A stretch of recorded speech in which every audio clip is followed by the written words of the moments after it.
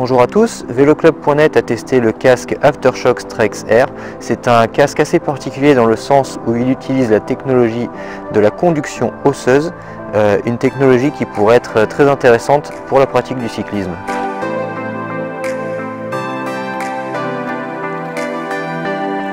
Donc qu'est-ce que la conduction osseuse exactement? Pour schématiser, c'est une technologie qui va utiliser l'ensemble des os de votre crâne pour vous transmettre le son par vibration, plutôt que de venir faire vibrer vos tympans. Donc, concrètement, ce casque Aftershocks vient se placer sur vos tempes et non dans vos oreilles, et c'est assez intéressant dans la pratique du cyclisme parce que ça vous permet donc d'écouter votre musique, bien sûr, c'est le but du casque, tout en étant alerte sur votre environnement puisque vous gardez vos oreilles pour écouter ce qui se passe autour de vous.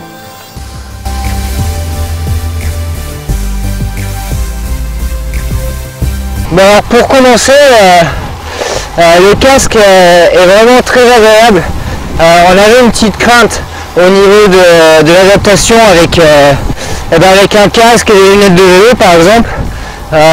Bon, on a essayé avec plusieurs casques et plusieurs lunettes. Dans ce qu'on avait, on n'a jamais eu de souci. Le Strix Air s'adapte parfaitement et ne gêne absolument pas. Bon, maintenant pour ce qui nous intéresse au niveau du son et de la musique. Là actuellement je suis sur une petite route de campagne peu fréquentée et c'est assez agréable hein, parce que j'entends bien la musique comme l'impression que nous avions sur le premier essai en intérieur. C'est cette sensation de son qui vient d'un peu partout et de nulle part à la fois, c'est à dire que là j'ai pas l'impression de porter un casque en fait, j'ai l'impression d'avoir une enceinte quelque part sur mon vélo et c'est assez agréable déjà de ne pas avoir les oreilles bouchées au niveau de la transpiration et du confort tout simplement, c'est quand même super bien.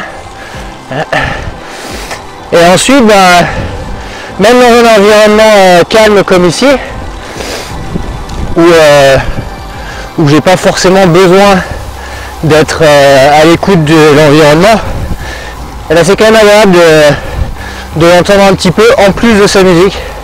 C'est-à-dire que de temps en temps j'entends quand même un oiseau ou tout simplement un bruit de la nature.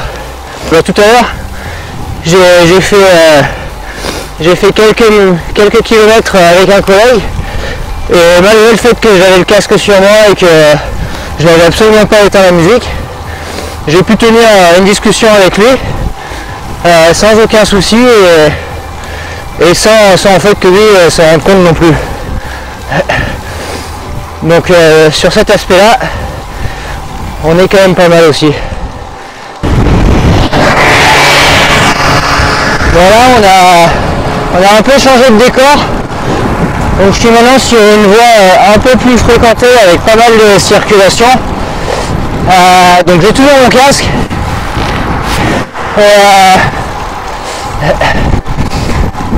et donc dans ces conditions je dois avouer que c'est presque un peu frustrant. Ça peut paraître un peu frustrant parce que il y a des passages où on entend quasiment plus la musique. En fait voilà, l'environnement ambiant prend le dessus sur la musique par moment.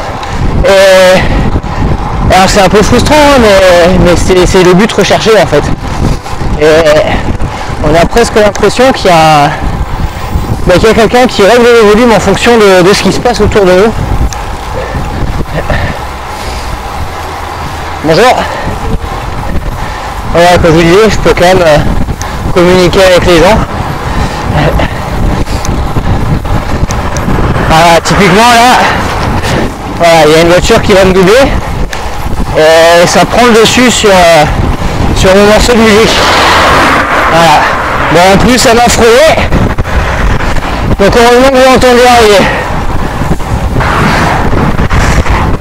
Donc voilà, sur cet aspect, ce casque Aftershocks, donc la conduction osseuse, il remplit bien son rôle hein, parce que donc oui, il me permet d'écouter ma musique, mais surtout il a quand même cet aspect sécuritaire qui est quasiment primordial en vélo, hein, parce qu'il faut bien le dire, on n'est pas forcément toujours à l'abri sur la route.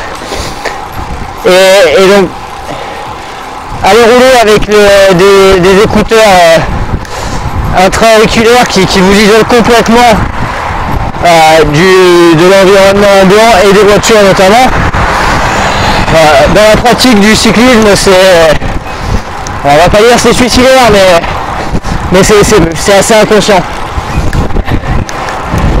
Donc là, avec ce casque, c'est peut-être une très bonne solution, hein, parce que voilà, dans les moments un peu dangereux, voilà, comme là par exemple, l'environnement prend le dessus sur la musique.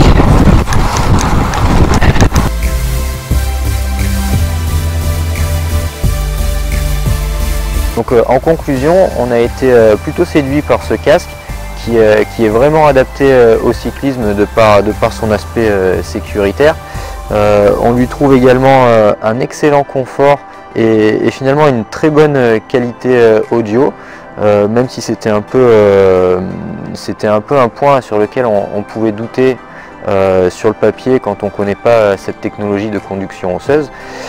Si on devait vraiment lui trouver un défaut, honnêtement il n'y en a pas beaucoup, hein, mais pour être un peu pointilleux, on va dire que peut-être les boutons de volume sur la droite de l'appareil sont un peu petits et un petit peu délicats à manipuler, notamment avec des gants sur le vélo.